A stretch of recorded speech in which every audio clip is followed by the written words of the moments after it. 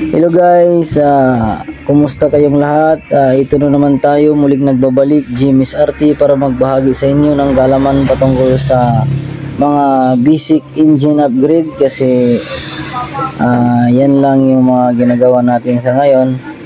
So nakabaklas na nga pala itong ating IC setup na motor, which is yung Honda Wave Alpha CX110. So yan yung stock kit nya, stock port pa, stock piston din, which is 50mm. Tapos ito yung stock na valve spring, at ito yung racing valve spring na MTRT yung brand. So yan yung stock cam nya. Ayan, 4.5 lang ata yung lift ng cam na yan. Tapos yung ilalagay natin na cam is aftermarket 6.0mm both intake and exhaust. Regrind cam. Yan yung regrind cam. Yan o. With bearings na kabilaan. So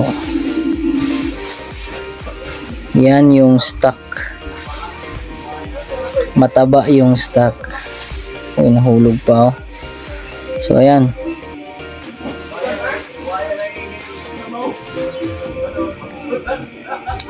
yan yung ilalagay natin na piston, which is 54mm MTK yung brand nya, cast piston lang. Yan yung bore nya, MTK brand. Ang ano lang ng brand na ito is medyo masikip yung kanyang bore. So ayan, pinapainitan natin dito yung valve guide nya kasi tatabasan natin yan. Tapos ilulubog natin kasi mataas na yung lift ng ating cam na ilalagay, which is yung 6.0. So ayan, dahan-dahan lang tayo magpukpok ng valve guide palabas kasi baka mabiyak. Tapos painitin muna para medyo smooth lang. So ayan,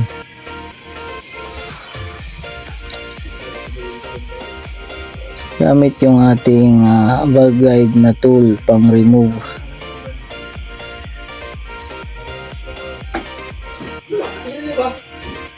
Medyo mainit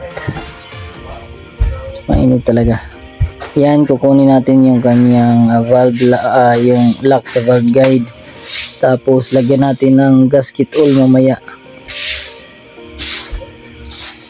para hindi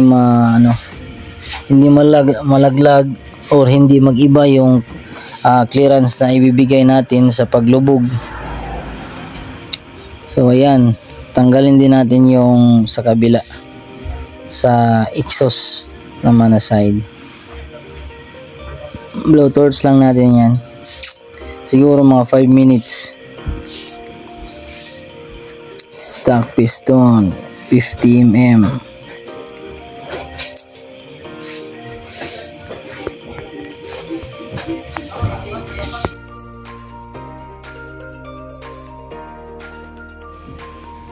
So ayan, dito na part is nilagyan ko na kaagad ng gasket oil. Nakalimutan ko pa palang putulan ang valve guide natin, pero nakuha ko na yung lock ng valve guide na ito.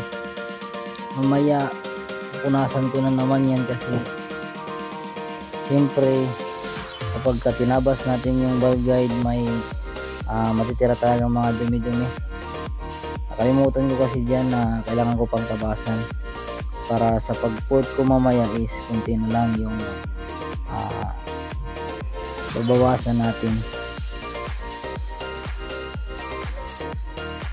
Ganyan lang tayo mag modify ng ating mga valve guide. Hindi na kasi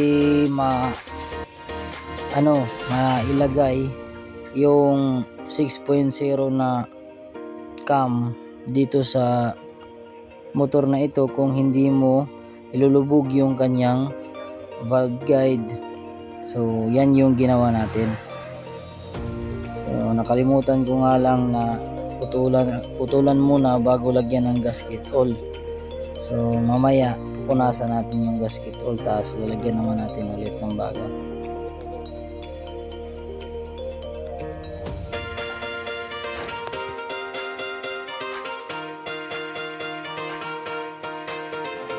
So ayan na guys, punasan muna natin yung nailagay natin kanina na gasket oil kasi nanigas na yun. Madali lang kasi tumigas yung gasket oil, lalo na kapag nainitan siya kahit kunti lang. So ayan, punasan lang muna natin para maging okay, maging madikit talaga. Ayan, pagkatapos nyan is pupukpukin na naman natin para i-align din natin ng wasto at iwas na rin laglag. So yan yung purpose natin na bakit nilagyan natin ng gasket oil. Trusted ko na din kasi yung gasket oil na pandikit kasi mahirap mo nang tanggalin yung head at saka burunga kapag nilagyan mo yung head gasket nya. Kapag tinanggal mo yan ng mga siguro mga ilang buwan lang, pag tinanggal mo ulit napakatigas na. So kaya yan yung napagpasyahan ko na ilagay dyan sa valve guide. Malabong kumalas yan. So yan, mainit-init pa yan. So dahan-dahan lang nating pupukin para hindi masira yung ating mga valve guide. Yan lang yung diskarte. Tapos dapat tingnan mo kung naka-align ba talaga, kasi kapag hindi naka-align yung valve guide na yan,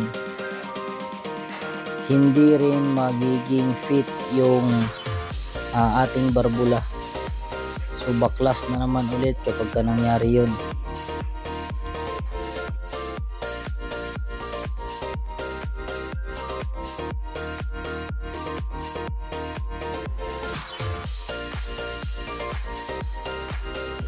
Nga pala guys, kapag naglubog kayo ng mga valve guide is dapat sukatin nyo kung gaano kalalim yung nilubog sa kabila, ganun din dito sa kabila para maging pantay.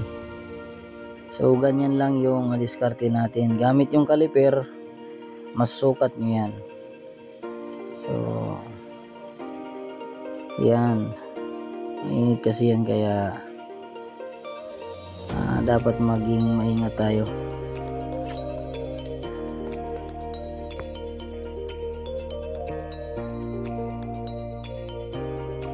So ayan na yung finished product natin. Tapos mamaya yung kabila naman. So ayan, painitin muna natin yan bago natin ilagay. Kasi yan na, ilagay ko na silang dalawa. Tapos valve seal na lang yung kulang. Nga pala guys, kapag naglagay kayo ng valve seal is lagyan nyo muna ng valve at saka langis para smooth lang. Tapos dyan chinecheck ko na kung may disalignment ba yung pagkakalagay natin ng valve guide. So sa awa naman ng Panginoon is okay lang. Okay lang yung naging kalabasan. Fit naman, wala namang singaw. So yan, makikita mo kasi kapag kasingaw yan is may liwanag na makita mo, lalo na kung ginamitan mo siya ng flashlight. So dapat talaga fit na fit yan, tapos smooth din. Ayan, mainit pa yan. So ganyan lang yung mga diskarte natin guys. So ayan yung manifold. Naglagay tayo ng another brand new na rotator.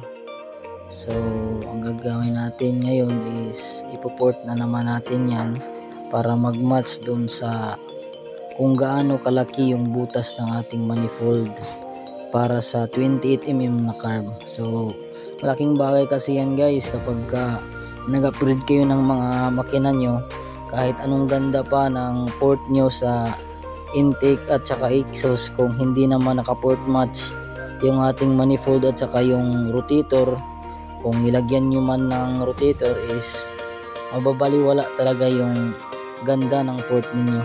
So dapat talaga is sukat lahat. Yung sa exhaust side naman, ganun din sa may exhaust pipe na header, dapat na hindi rin malaki yung exhaust port mo kaysa sa exhaust header sa pipe. So dapat talaga is pantay lang or medyo malaki ng konti yung sa bibig or sa entrance ng pipe mo. So yan yung mga experience ko sa pag-upgrade ng mga makina. So malaking bagay talaga kapag naging match lahat ng butas ng mga piyesa mo, lalo na dyan parte sa intake. Ganon din naman sa exhaust side. So ayan guys, tiyagaan lang kasi medyo matigas din itong alloy ng rotator. Tapos yung ano din natin, yung carbide natin is medyo gamit na kaya hindi na matalas. So pagtiyagaan na lang natin to kasi wala tayong ibang gamit. So ayan yan yung intake port natin. Yan ganyan siya kalinis. Tapos dito naman yung view sa itaas, yan yung view sa itaas niya. Yan okay na okay yan guys. Tapos ito naman yung sa exhaust na side. So wala talagang valve guide na naka-oscillate para yung flow is talagang okay. So ayan, port match for 28mm na carb. Nga pala guys, naka lighting valve na pala ito. Nilighten natin gamit yung barina at saka yung grinder. Yan yung ilalagay natin na valve spring, pang Mio yan guys. MTRT yung brand. Subok ko na yan. Tingnan nyo yung difference sa stock, medyo mataas. So ayan, para iwas valve float. So maganda yung RPM natin sa high RPM kapag tama lang yung tigas ng ating mga valve spring. Tapos ayan, yung retainer natin at saka yung valve lock tatabasan natin mamaya para hindi talaga matamaan yung ating valve seal, para sure yung ating trabaho, walang magiging back job. So ayan. Tapos yung sa ilalim nga pala guys na spacer sa stock na head is hindi na natin nilagay. So ayan, pinabasan ko na. Yan yung itsura niya. So ayan, stock lang yung valve pocket ng ating piston kasi medyo malalim na. Tapos nung nilagay ko yung ating bore is lubog ng konti yung ating piston, so talagang okay na yung clearance ng mga valve pocket natin. So ayan, nilagyan natin ng langis para kapag nilagay natin yung ating bore is magiging smooth lang para iwas sabit. Tubig.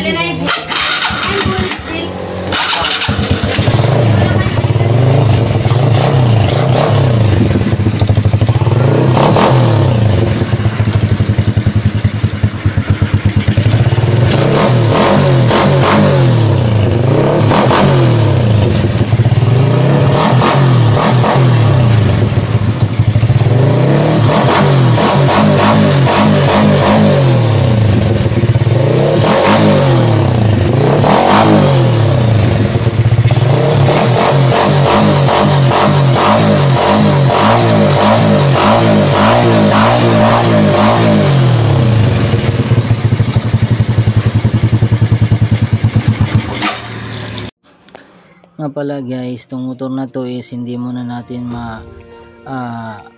piga kasi nasa honing stage pa. So wala muna tayong makitang reading ngayon. So kasi bago lahat, bago yung bore, piston ring at saka yung piston. So kaya by next week siguro or sa kanyang pagbabalik dito sa shop is mabidyohan natin to kung sakali. Uli na. Yeah. Sige. Good.